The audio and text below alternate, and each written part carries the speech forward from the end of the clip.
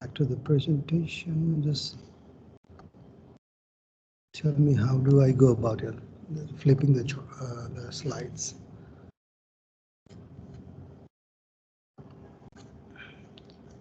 Yep, you just use the arrow keys. Just arrow keys back and forward. Yeah. Right. Thank you.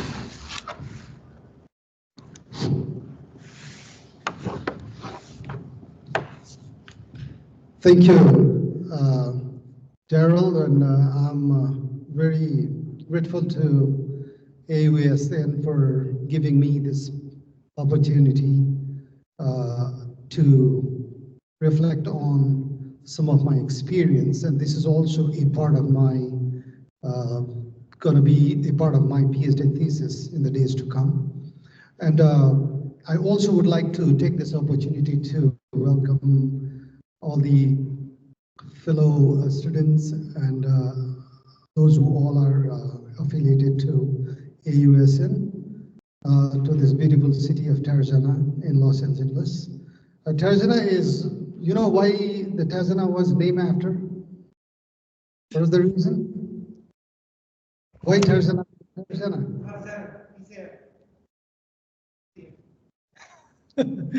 Okay, so quick story is this place used to belong to a person called Edgar Burroughs, and his ranch was here, and his fictional hero was Tarzan, and this place was named after Tarzan. That's why it became Tarzan. It has a rich history in Los Angeles. And with that, let me start my presentation. My presentation will be on reflecting on disaster resilience, and I'll be covering some of the incidents in Nepal and my experience in peacekeeping mission in Africa. So basically, I served in two countries, Sudan and Congo, which is called DR Congo. That is Democratic Republic of Congo, and people mistake it for Dr. Congo. So with a little bit of background, let me start off.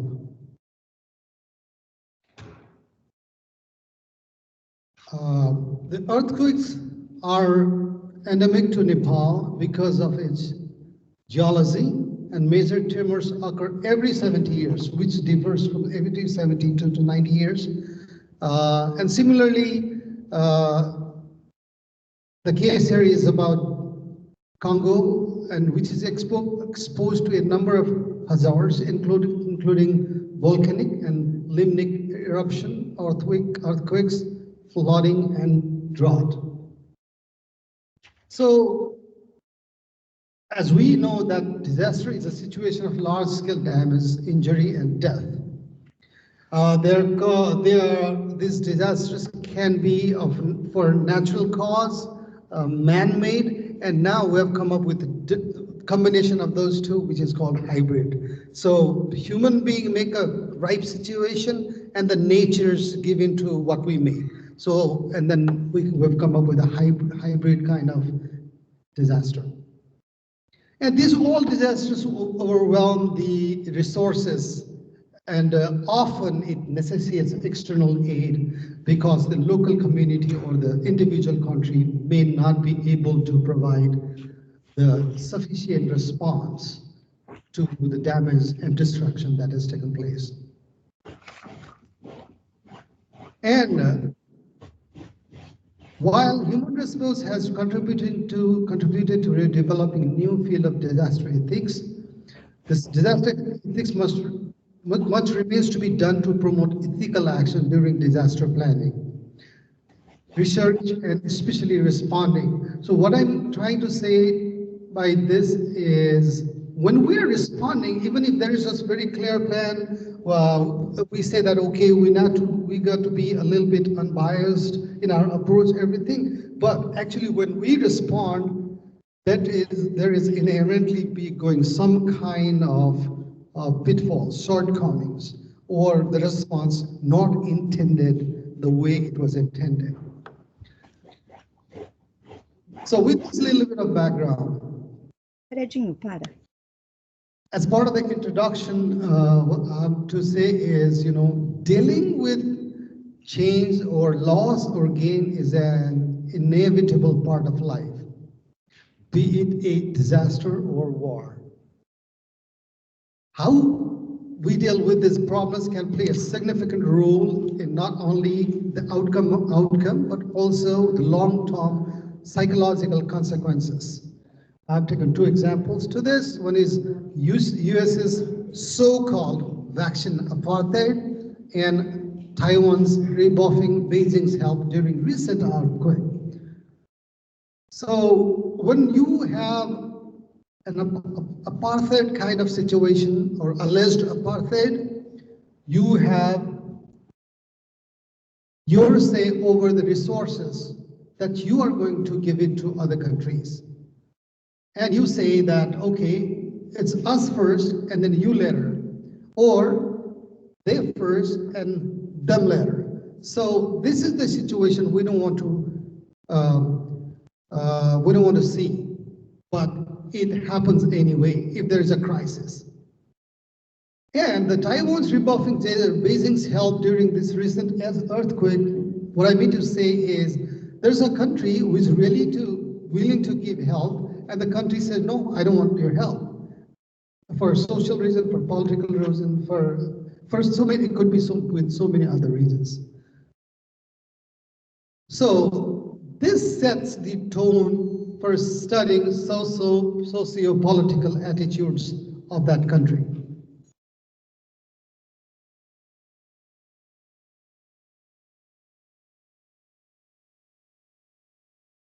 Scope. So as covering all aspects of disaster will be too large an area, the scope of this presentation will primarily focus on how efficient disaster or emergency management leads to disaster resilience through civil-military cooperation. So with the disaster, I've always been saying that I always take a very simple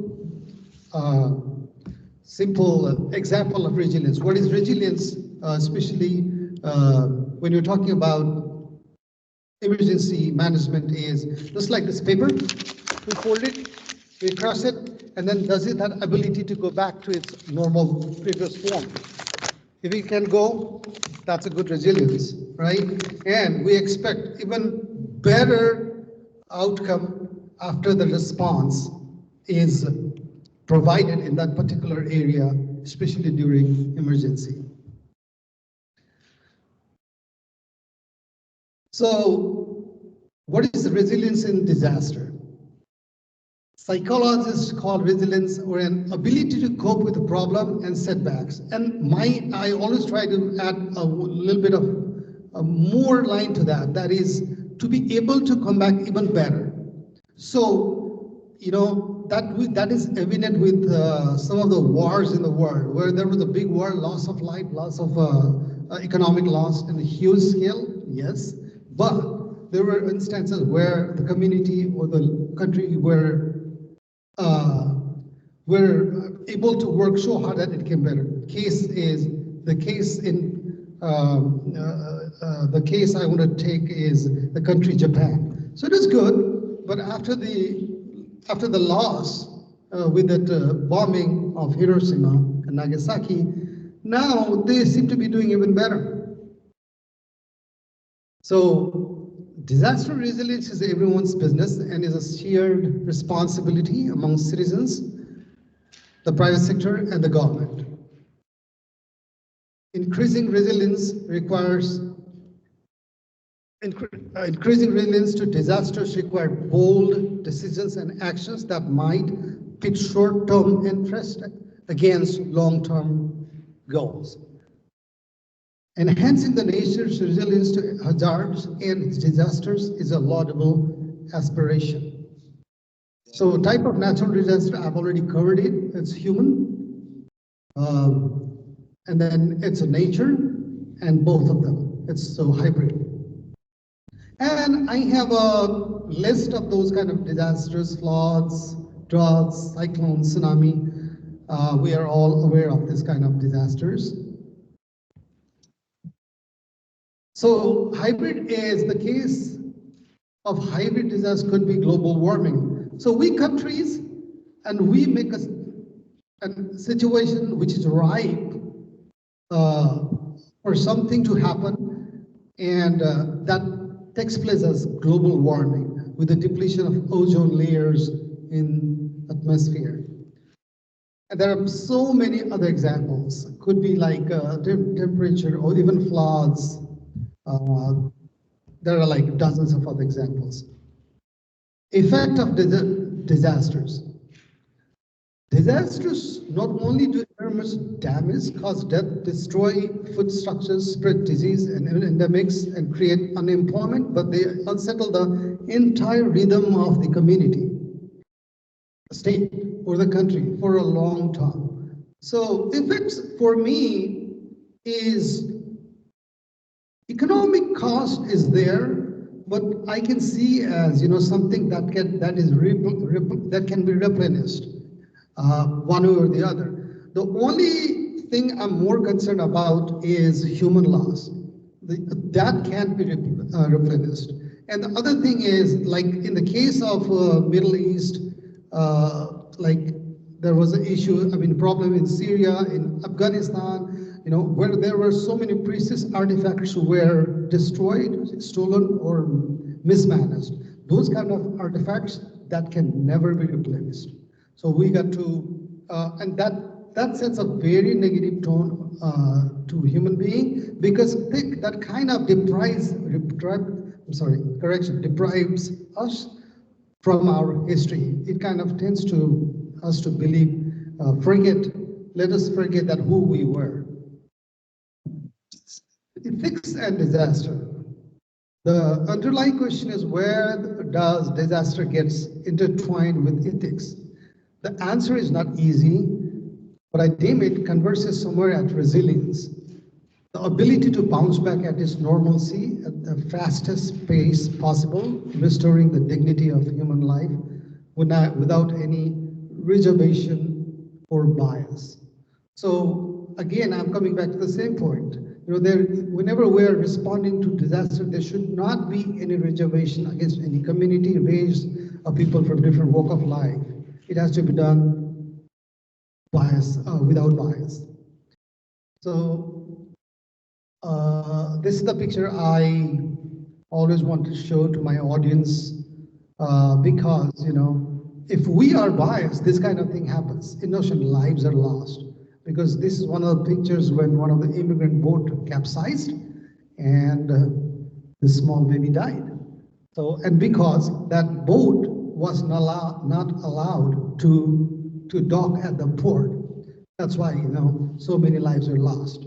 So this is an ethical question, and this ethical cost is always immense if we become unethical or biased in our response. So anecdotes of some of the major disasters. So in real life situation, on the 6th of August 1945, the US dropped 2 bombs in Hiroshima and Nagasaki. Approximately 90,000, 160,000 people died in Hiroshima. Yeah, this is the human cost. So my question was this ethically justified? The idea can be divided into 2 groups. Those who believe that the bombing were morally justified, and those who believe that the bombings were unethical. So, do we have anyone in my audience who can claim that it was justified to stop the war? Was that justified? Any opinion? Short? If not, we'll discuss sometime later.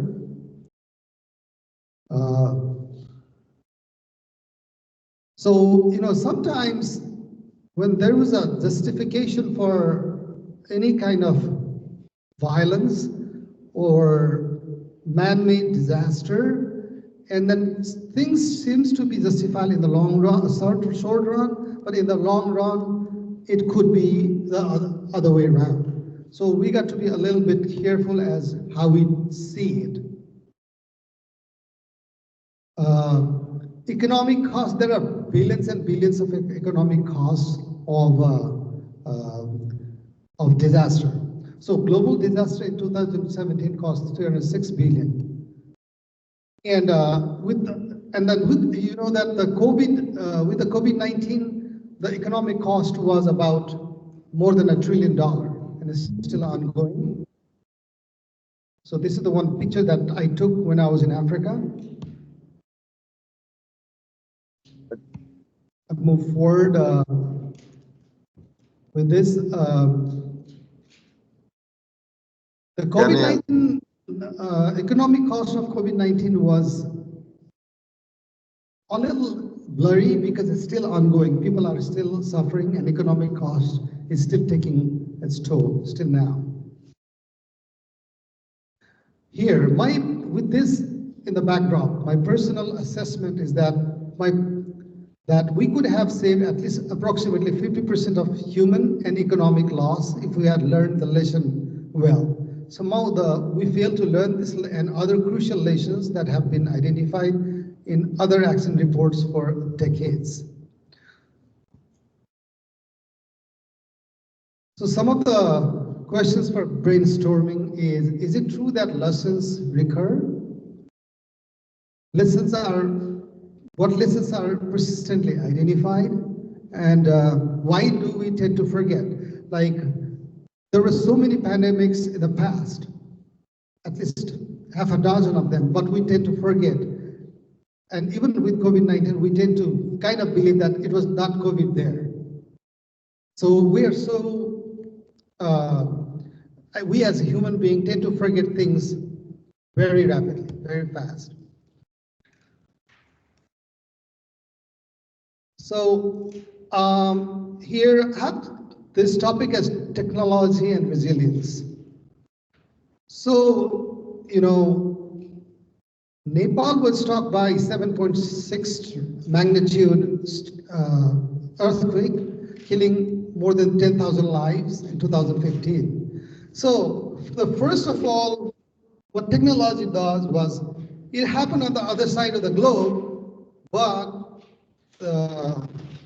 in Longmont, Colorado, the digital globe started instructing Worldview 3 satellites, which is like operating about 700 miles above us, to start capturing the image.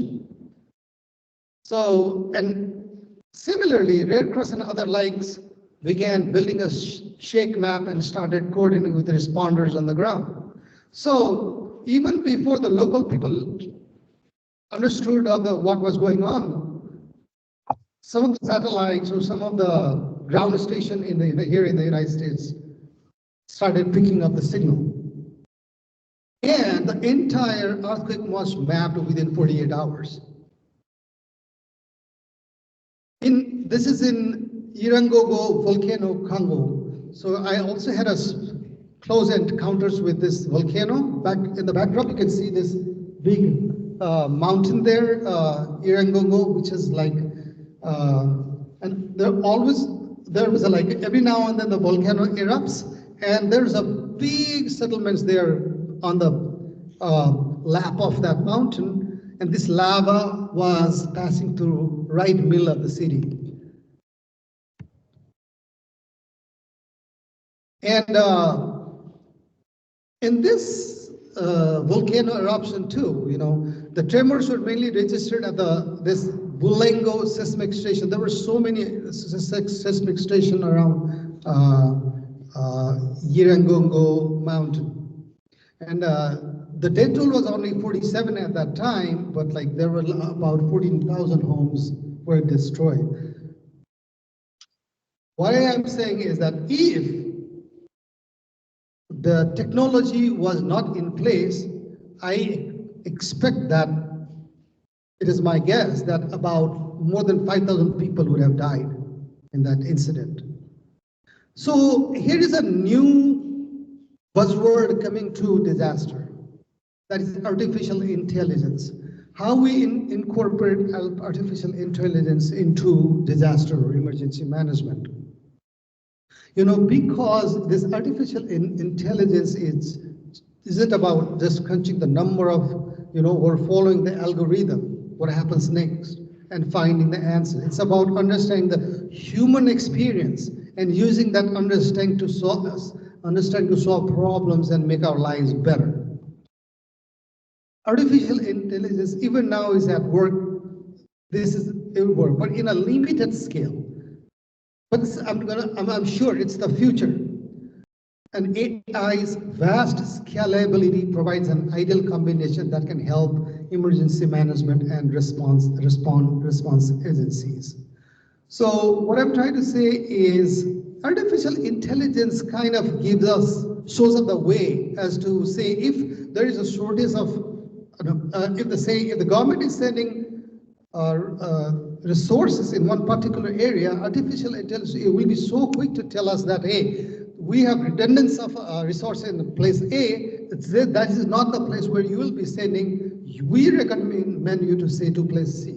This is what artificial intelligence is going to say in terms of response. Even in terms of early warning, artificial intelligence is going to be equally efficient in the future. So why AI in emergency management? So some of the answers are enhanced situational awareness. Those things that we cannot see will be seen by artificial intelligence. And optimal resources allocation, making every resource count. For instance, during COVID-19 pandemic, AI helped hospitals navigate the shortage of personal protective equipment. Third, seamless access to multiple government services. This is why so important is, people affected needs financial support, and financial support in so many ways, like shelters, medicines, etc. So at this artificial intelligence will give you exactly show you how you'll do it. So, and this is one of the models in artificial intelligence, risk assessment, early warning evaluation. So the early warning evaluation, other evaluations are done in pre-disaster, in disaster, and post-disaster phase. So I just wanted to give you a glimpse that this can happen, this is happening, and this is future. This picture is one of the when I was a military observer, I had to relocate about 25,000 then fighters in the process, after the taking of the record, and we had to relocate them. In the process, one of their vehicle turned around, and then so many of them got injured. And after 3 hours, I was taken hostage. My team was taken hostage by the same people, and so. It's a great memory for me. We have always military, working hand in hand with civilian authority during disaster. The increasing frequency of disaster often overwhelms civilian management and demands the engagement of the military, obviously. However, mainstream scholars in this field has so far failed adequately to answer civil-military relations in disaster management. There is always an inherent problem. During the mega earthquake of 2015 in Nepal, Nepal Army was swift in deployment, saving further loss of life and property damage. And similarly, in volcano in Congo, the National Army and the United Nations personnel assisted to a great extent, saving so many lives.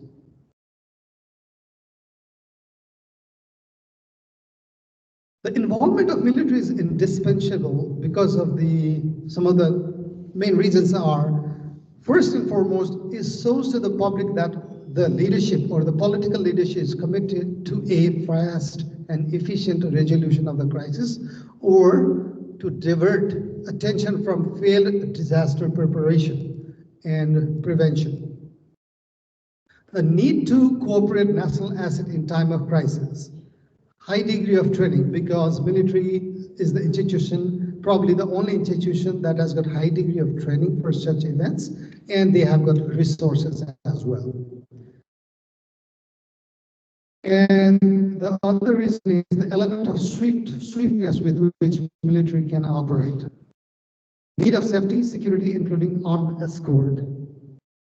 A neutral response to the gravity of disaster, like domain breaches, blurring the boundaries, militarization processes. So sometimes it happens, when militaries are deployed to respond to emergency, that is very possible, because in the case of Nepal, what had happened was there were armies from at least a dozen of countries, and everybody wanted to go to close to the Chinese border rather than serving, on the southern side where India was close. So there are so many other vested interests where you are responding to a disaster.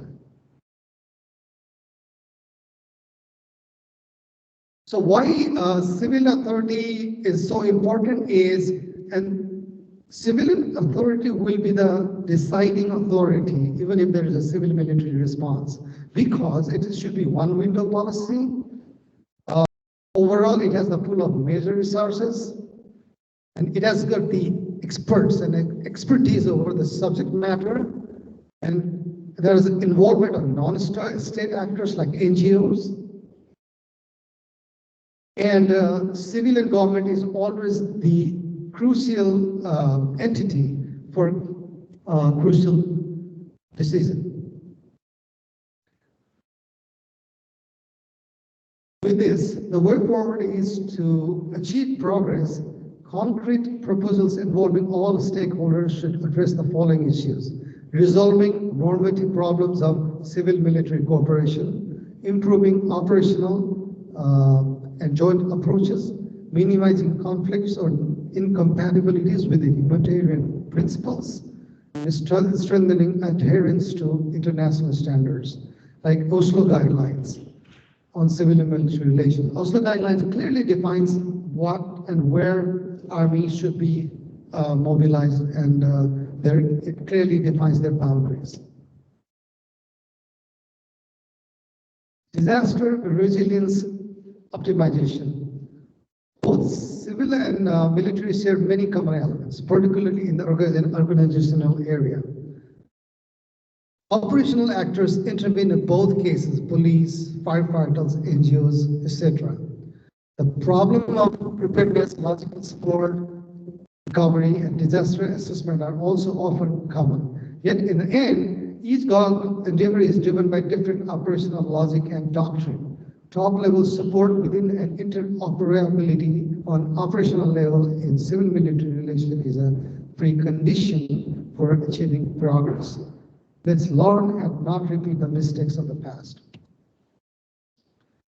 Challenges for the closer civil-military cooperation.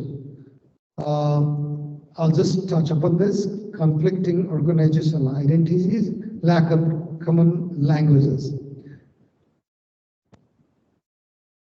And the stakeholders and their roles in recovery objectives. Yeah, there are stakeholders like local, state, and federal government agencies, citizens, media, business and corporation, contractors, and there are so many other bunch of stakeholders always there while responding to emergency. And local government department offices are also very important because they represent the people. And they are the true representatives of local and other citizens in the country.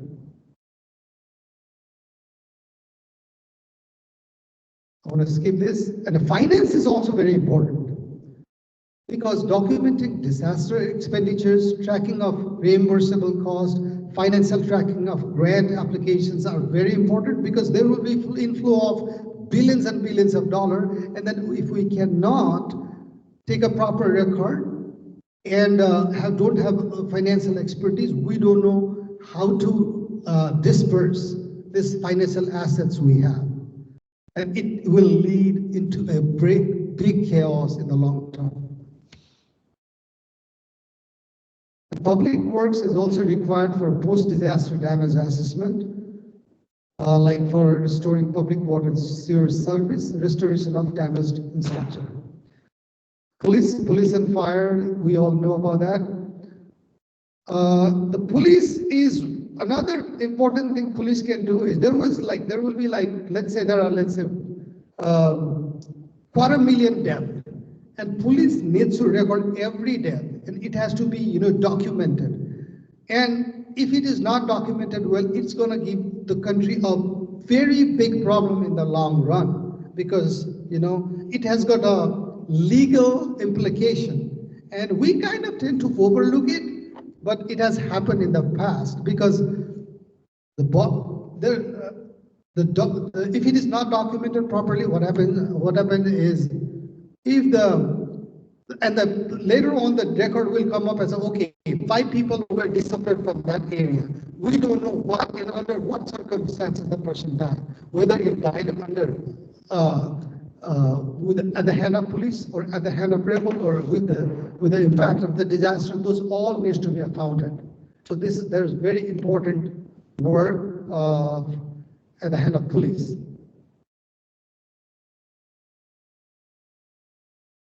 Okay, so whenever there are a disaster, we always establish operation center, and we will have disaster field office, and disaster recovery operations will be carried out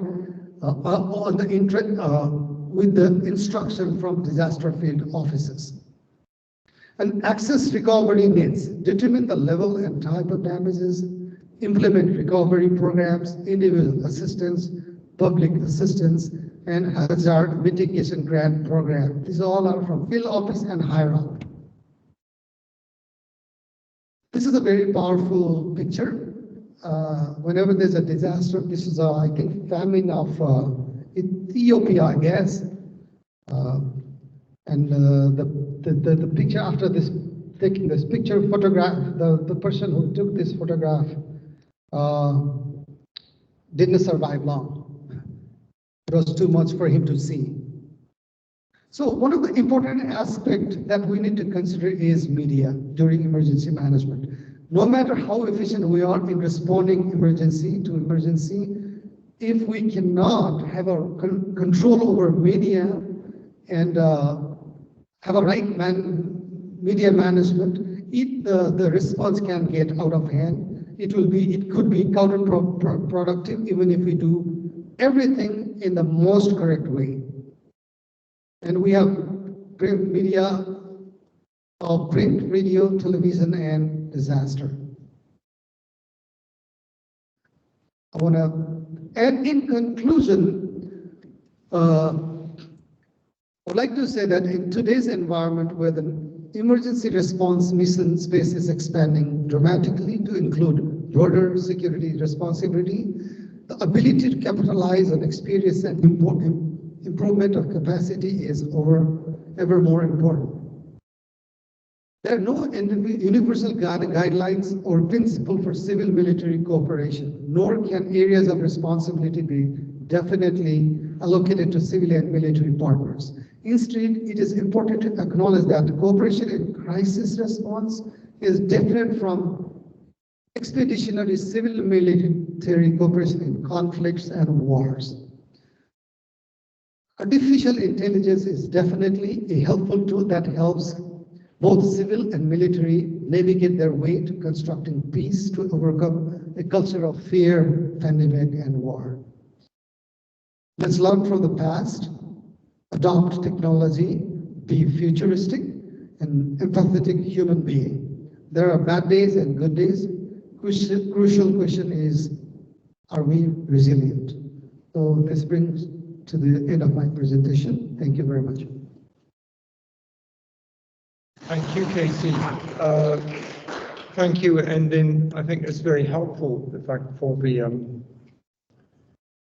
consideration of what is resilience. So you've given some features. Resilience includes both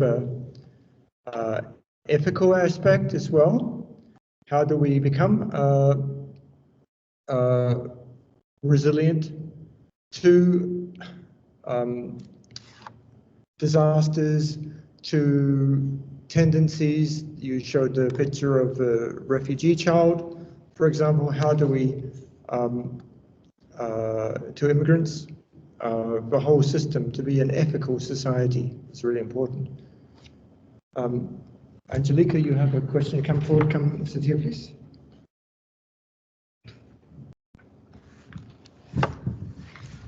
First, congratulations. That was a very good presentation for sharing with us that it's a Nepal perspective. So I like, resilience, ability to bounce back. I think that's a very good quality, for the Nepalese. Now, I want to, I saw in your slide about the one window policy. Could you elaborate more about that? What do you mean by one window policy is what happens is whenever there's an disaster or we have to respond to an emergency, there will be many entities, government, military, non-government, international government. There are like so many entities working towards that end. And so many countries will be giving out so many governments will be willing to give aids or some help, assistance in that kind of situation. Individual country will also have their own resources. NGOs will have their own resources. And if we do not have one window policy, we want to have all those human resources and funds, financial resources, everything in one bucket so that we have clear visibility and clear documentation of that resources, man and material and budget, right, and the money.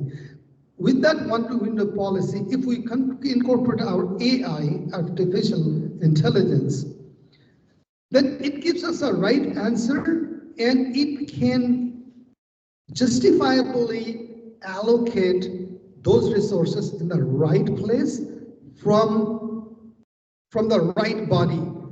One window becomes like and then in one window policy, as I mentioned earlier, civilian authority will be at the top. They will be the one deciding where they would allocate those resources, depending upon the expertise, right? Yeah. So rather than, let's say, military giving out there wherever they want to, or let's say an NGO from one particular country is more close to one faith, they want to give it to that. And one window will kind of make bring about a situation. Okay, you bring it in this bucket, and then we will take out those resources from that bucket with our decision, not individual decision. So that is what one window policy is. Okay. Oh, thank you. I'd like to know if in my province, in my region, in the province of Bataan, we have this what you call command center. So, this command center is being handled by the local government unit, of course, and as what you shared, it is also in collaboration with the private companies, the military, but there is a command center responsible for overseeing everything. They have this documentation, making sure that everything is documented, monitored, reported. So when you say one window policy, I was thinking about the policy itself. Policy, wherein there is a statement. Okay. You mean policy as to how to respond to the crisis? Yes, right. That one. And then processes and procedures. Who is responsible for that in, like, for example, in our region, it's what we call command center. It will be at different level. Command centers will be at different level. different Local. level. Oh, sorry. Okay, for example, say in case of the United States, there will be local government. Okay, it's here in Tarzana, city of Tarzana will have own command center, and then it'll be at a state level, right? And there will be another command center at the federal level, all over the United States, because sometimes the local command center will not have enough. I mean, so far as the policy is concerned, this policy will always be laid out. Hey, you will respond to this emergency in this fashion. Okay, first, okay, we'll establish 500 tents in that area. Okay, 500 tents, or for the needy people. Those kind of things are already there, right? But this one window policy is more important when you are actually executing the policy. That is what I was trying to emphasize on. I see. See, Okay. it's policy. So will- in Nepal, so you have a command. In Nepal, you have a command center for each region. Right. And then for the entire country, There's a what do you call- central command post. So you have this Central command post that will coordinate, coordinate or have control over other command posts. Okay. Yeah. So I think, so the same. So like, so I it's a think the best Philippines. practice, What is the name of your command center, the place you were talking about? The name of the Bataan. Bataan, It's a yeah. province. Yeah, It's a province, Bataan, right? yeah. So that Bataan province definitely will coordinate with the higher up central government all the time. Otherwise, we would not know. I mean, it happens to the extent that individual people want to give out money. Okay, I'm going to give you $100,000, right, at the local level, and the local authority will tend to think that, oh, it's a local money. We want to use it the way we want it, in the best possible way. Fine, that is there. But the disaster, whenever there's a disaster in a big scale, if you look from the higher up, it could be a situation that the person at the local level the person that thinks that something that is so important at that level might not be as important when you look from the higher up central level, right? There might be some other needy group somewhere. So, and that it's justifiable to use that resources, be it money or anything, in that place. And then at that situation, the central command post will, I would not say intervene, advise the local government to reallocate or refunnel that budget to other places where people need it the most. So that is one. So it's going from that basket. Yeah. Now, a second question is, so after having monitored everything, you said you documented everything, and then is there a publication like What do you call this? Yeah, a publication wherein where where everything is documented, just so that it's a lessons learned for everyone. How sometimes there are best practices there that are documented, like a proceedings where you learn from the disaster, Yes. who are these people, what they have done, something like that. Do you have that in Nepal? Oh yes, there's always there. So if there are different, let's say, local level command post, at the federal level, they know which local command post doing what job, and they can switch. I mean, they can pass on that best practice Yeah, to because others. I'm interested to collaborate, because in our province we have that, and one of the best practices were shared in the Asia Pacific, something like that. So I'm interested to, because what you have shared with us I can relate because we also have the same in Bataan, and I would like to come up with a collaboration regarding best practices of Like Nepal. if you are interested, I can give you some of the best practices that happen in Nepal, and particularly Nepal or in Africa and Congo, and then I can share that information to you to see how this kind of information is disseminated among other agencies. Yes, yes. Great. Okay, thank you. Thank you. Thank you. Thank you very much. Thank you very much. Thank you both. Thank you, Casey. It's Welcome. Thank you for this opportunity. yeah, thank you. So I think it's an excellent discussion. Thank you. We're going to continue